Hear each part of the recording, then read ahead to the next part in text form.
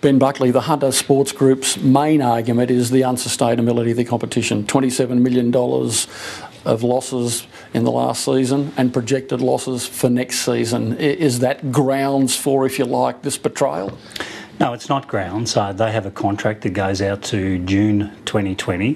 They signed a contract some 18 months ago where they were bound to field a team and support a club through to that period, and we would expect that they would continue that commitment. We met just within the last 2 weeks to talk to the clubs about the financial position of the league. We mapped out a framework to bringing that competition back to profitability within the next 2 to 3 years, and we agreed to form a joint subcommittee to work on all the policies issues which would help bring that about as quickly as possible. They believe, though, still with those projections, it's not going to work. So who's right?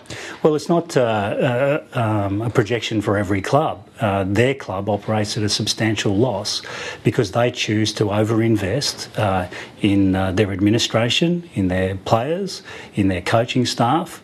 So some of the decisions and certainly some of the losses that they've sustained have been of their own making. If there was a sticking point, it would be over the licence fee that they paid, which in the vicinity of $4 to $5 million they believe was way in excess of what the other clubs have paid. Well, we were very upfront and very transparent about the fees that they had to pay. An acquisition fee of $3.5 million, a licence fee of $1 million. There is a different price for every club in the competition.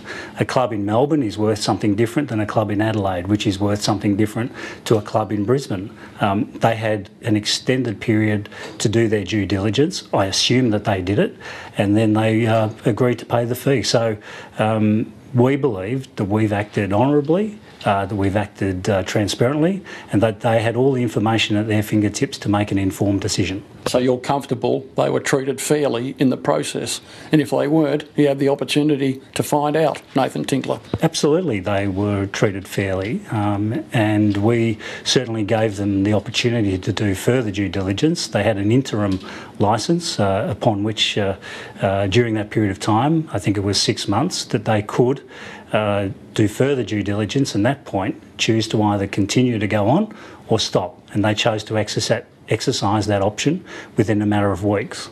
You've withheld their quarterly grant from the FFA. Would that have been a trigger as well? No, the withholding of the grant was because they had not paid the outstanding acquisition fees as per the payment schedule that was outlined in the contract. So, and how much was that? $2.5 million, $2 million?